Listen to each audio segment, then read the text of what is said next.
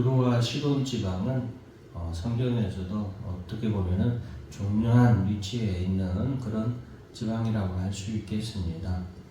자, 오늘 본문에 보면은 한 가나안 여자가 그 지경에 나와서 소리를 질러서 외칩니다. 주 다윗의 자손이여, 나를 불쌍히 여기소서. 내 딸이 흉악하게 귀신 들렸나이다 라고 외치고 있죠. 자, 우리가 여기서 이 성경에서는 우리에게 많은 부분들을 자세하게 설명해 주지는 않지만, 우리가 그 말씀으로 기록된 이유가 바로 그것이죠. 언어라는 것은 그 언어가 어떤 단어를 쓰냐에 따라서 우리에게 그 언어가 주는 의미가 있다는 것을 우리가 잊지 말아야 됩니다. 그래서 하나님이 언어로서 이 하나님의 말씀을 기록해 주신 것은 바로 그런 좋은 어떤 부분을 우리가 뭐라고 해야 될까요? 좋은 부분을 우리가 잘 받아들일 수 있어야 됩니다. 자, 언어로 기록됐다라고 했는데 여기서 주 다윗의 자손이여라고 이 가나안 여인이 부르짖는데, 첫째 가나안 여인이라고 한 것은 이 여인이 이방인의 자손이라는 것을 우리에게 말해주고 있습니다. 즉 이스라엘 전통의 유대인이 아니라 이방 여인이라는 것을 성경은 우리에게 말해주고 있고, 그것이 지금 가장 중심이 되는 거죠. 그래서 21절에 두로와 시돈 지방으로 들어가셨다라고 한 것부터가 예수님의 이번 행보가 걸어가시는 그 걸음이 벌써 지금과 걸어왔던 것과는 다르다는 것을 우리가 알아야 됐고, 우리가 성경을 읽으면서 또 하나 알아야 되는 것은 예수님이 어디를 가시잖아요. 어디를 가실 때는 반드시 이유가 있고 목적이 있어요. 그것을 꼭 알아야 돼요. 우연히 가시는 경우가 없어요. 대부분 예수님은 예를 들어서 나사로의 집에 가는 것은 나사로가 죽기 때문에, 그죠? 나사로가 죽을 때가 되어서 죽기 때문에 또 일부러 조금 늦게 그 집에 가시는 그런 모든 것도 예수님이 이유가 목적이 있는 거예요. 오늘 두로와 시돈 지방으로 가시는 이유도 바로 이 예수님의 그 행보에, 가나안 여인이 예수님의 행보에 계획되어 있는 것이죠. 자, 이 가나안 여인이 예수님에 대해서 뭐라고 소리를 지르냐? 주 다윗의 자손이여라고 소리를 지릅니다. 이방 여인인데 예수님을 향하여서 주라고 합니다. 쉽게 말하면 오늘날 여러분들에게 지금 쉽게 이해할 수 있도록 말해 드린다면, 다른 나라 사람이 우리나라 사람을 갖다가 왕으로, 임금으로 주여라고 부르짖는 것과 똑같은 거예요. 맞지 않는 거죠. 어떻게 보면 일본 사람한테는 일본 왕이 일왕이라고 그러죠. 일왕에게 임금님, 주여라고 한다 이 말이죠. 우리나라 임금에게 주여라고 하지 않는다 이 말이죠. 그런데 이 가나안 여인은 주 다윗의 자손이여라고 하면서 예수 그리스도가 바로 자신의 주라는 것을 말하고 고백하고 있는 것을 우리가 먼저 알아야 되겠습니다. 그러니까 이 지금 가나안 여인은 이 호칭, 예수님을 부르는 이 호칭부터가 일단 이스라엘의 유다 지파들과는 달라요. 유대인들은 다윗의 자손 주라고 예수님을 부릅니까? 안 부릅니까? 안 불러요. 이때까지 지금 예수님의 공생의 초기잖아요.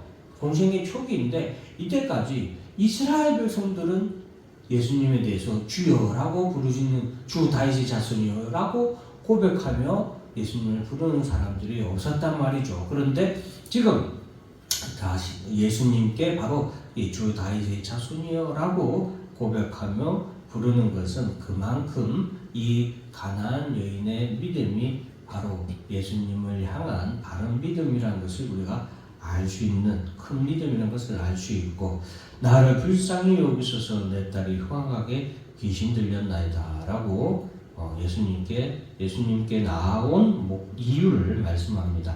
예수님께서도 여자여 내 믿음이 크도다 라고 말씀하셨는데, 여기서 예수님께서 칭찬하신 내 믿음이 크도다 라고 말한 이 칭찬의 가장 첫 번째는 무엇이었다? 바로 주 다윗의 자손이여, 예수님을 나의 주로, 나의 왕으로 다윗의 후손으로 이 땅에 오신 메시아로 믿는 믿음, 그것이 벌써 가장 큰 믿음이라는 것을 우리가 알아야 되겠습니다. 자, 그리고 나를 불쌍히 여기소서 내 딸이 흉악하게 귀신 들렸나이다 라고 하면서 예수님은 긍휼히 여기시는 분이라는 것을 이 여인은 또한 알고 있었고 믿었다. 그래서 불쌍히 여겨달라고 먼저 예수님께 고백을 합니다. 예수님께서는 우리를 불쌍히 여기시는 분이다. 성경에서 하나님에 대해서 묘사할 때 하나님은 긍휼히 여기시는 하나님, 긍휼이 풍성하신, 그냥 긍휼히 여기시는 하나님이 아니라 긍휼이 풍성하신 하나님이라는 것을 항상 강조하고 있습니다. 그것은 무슨 말이냐?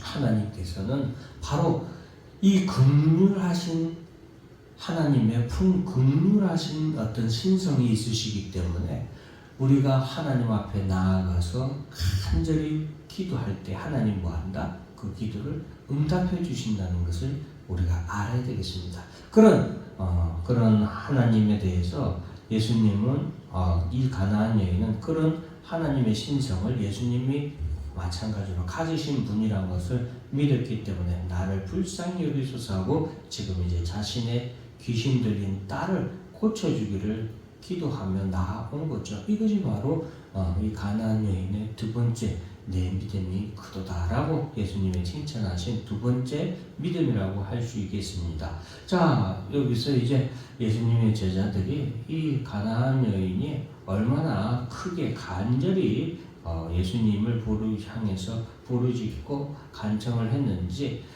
이 제자들이 와서 여자가 이렇게 뒤에서 크게 소리를 지르니 그를 보내소서라는 말은 그 여인을 좀 잘 이렇게 고쳐줘서 소원을 이루어줘서 돌려보내는 게 좋지 않겠습니까? 라고 예수님께 얘기하는 거예요.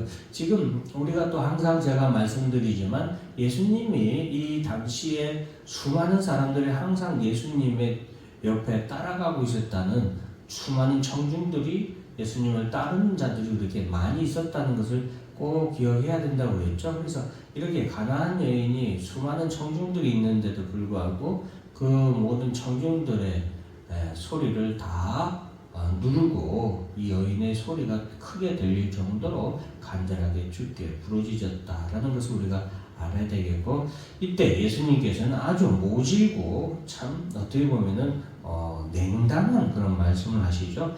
그 말씀 바로 24절에 나는 이스라엘 집에 잃어버린 양 외에는 다른 데로 보내심을 받지 아니하였다라고 하면서 나는 이스라엘의 구원을 위하여서 이 땅에 온 메시아지 다른 것에 보내심을 받지 아니하였다라고 말합니다. 그때 여자가 예수께 절하며 이르되 예수께 나와 절하며 주여 나를 도우소서 주여 저를 도우소서. 지금 두 번째로 이렇게 주여라고 언급하고 있죠. 이 주여라는 호칭은 우리가 비록 우리는 그냥 평범하게 이렇게 주여 주여 우리도 그냥 기도할 때 주여 주여 뭐 이렇게 습관적으로 하죠. 그런데 이 주여라는 이 두 단어는 주라는 어떻게 보면 한 단어죠. 한 단어. 어떻게 보면 이 한 단어는 사실 우리가 단어로 되어 있고 그냥 늘상 하는 말로 우리가 주여 주여 해서 그렇지 아주 특별한 단어고 놀라운 단어다라는 것을 우리가 또한 알아야 됩니다. 그리고 당시에 로마 시대의 상황에서는 더 엄청난 단어예요. 당시는 로마의 황제가 황제 숭배 사상 같이 이렇게 황제를 신격화하는 그런 시대였기 때문에 로마 황제 외에 다른 사람을 주여라고 칭하게 되면 그거는 반역죄에 해당합니다. 그러니까 목숨을 걸고 하는 말이 주여라는 놀라운 단어라는 것을 우리가 또한 알아야 됩니다. 우리는 그냥 평범하게 아무것도 아닌 것처럼 일상을 이렇게 지나가잖아요. 그런데 이런 신앙 고백은 결코 쉬운 신앙 고백이 아니다는 것을 우리가 알아야 되겠고, 이 여인의 대답이 참 대단한데 자녀의 떡을 취하여 개들에게 던짐이 아니 예수님이 말씀하신 거죠. 도와달라고 다시 한 번 더 여인이 말하니까 자녀의 떡을 취하여 개들에게 던짐이 마땅하지 아니하다. 즉 지금 이제 가나안 여인을 이방인 취급하는 것뿐만이 아니라 개라고 취급해요. 근데 예수님께서 이 개들에게 던짐이 마땅하지 않다라고 하시면서 개 취급하는 이유가 있어요. 왜냐하면 이 당시에 이스라엘 백성들이 이방인들을 뭘로 취급해요? 개나 돼지로 취급을 했거든요. 그래서 예수님께서는 일부러 지금 장로들의 어떤 그런 잘못된 전통 관습에 대해서 지금 앞에서 지적을 했잖아요. 어떻게 보면 그것에 대한 연장선상에 있는 것과도 같습니다. 그들의 전통에 이스라엘의 관습으로 따지면은 이방인, 특히 두로와 시돈 지방에 대한 이스라엘 백성들의 차별이나 적개심은 아주 탁월했어요. 특별했기 때문에 여기 이 지방에 사는 사람들에 대한 이스라엘 백성들의 그런 마음은 뭐예요? 개나 돼지로 취급하는 그런 관행이 있단 말이죠. 그런 것에 대해서 예수님께서 말씀을 또 다시 한 번 더 언급하는 것이라고 우리가 볼 수 있겠어요. 그래서 여자의 대답이 참 명품 대답이라고 할 수 있는데, 주여 옳습니다마는 개들도 제 주인의 상에서 떨어지는 부스러기를 먹나이다 라고 예수님께 고백합니다. 이것은 예수님이 이 땅에 오신 메시아임을 고백하고, 이 개, 그 이스라엘 백성들이 개들로 칭하는 우리도 하나님의 자녀요 하나님의 백성이라는 것을 이 가나안 여인이 간접적으로 고백하는 거예요. 왜? 바로 제 주인, 누구의 주인이요? 자기들의 주인이 누구라고 지금 고백하는 거예요. 예수님이라고 지금 고백하는 거잖아요. 그러니까 이스라엘 백성의 주인으로 오신 이가 우리의 주인이기도 합니다 라고 고백을 합니다. 그런데 그 이스라엘 주인으로 오신 그 분에게서 떨어지는 작은 부스러기, 작은 은혜로도 우리가 능히 뭐하다? 감사하고 우리가 능히 그걸로도 살 수 있음을 이 가나안 여인이 고백하는 거예요. 그러니까 이 믿음이 얼마나 큰 믿음이고 대단한 믿음인지, 이 가나안 여인은 비록 이방인이고 이스라엘 백성들이 관습적으로 오랜 전통적으로 개와 돼지로 취급하는 그런 두루와 시돈 지방에 있는 아주 이방의 가나안 지방의 여인, 그리고 성경에서 하나님께서 가나안 여인들과 이스라엘 백성들은 사귀지도 말고 결혼하지 말라고 했잖아요. 그런 여인임에도 불구하고 하나님의 은혜로 이제 우리가 주인의 상에서 떨어지는 부스러기를 먹고서도 우리가 살 수 있는 그런 은혜를 우리가 받았다는 것을 이 가나안 여인은 말해주고 있는 거예요. 그러니까 지금 예수님에 대해서도 비록 이스라엘의 후손으로, 다윗의 후손으로 이 땅에 오신 메시아 그리스도이지만, 또한 주를 믿는 자마다, 나 주님을 내 주인으로 영접하는 자마다, 바로 우리의 주인으로 영접하는 자마다 그 주님의 은혜를 받아서 우리가 죄사함 받고 구원받을 수 있는 그런 신앙의 고백을 이 가나안 여인이 한 거예요. 이 주님에 대해서 주님은 바로 여러분 그 이스라엘 백성들이 여리고 성을 진압할 때 여리고 성에 있었던 그 여인이 상천하지 하나님이라고 하나님을 표현한 그 구절을 여러분들이 혹시나 기억하시는지 모르겠는데, 바로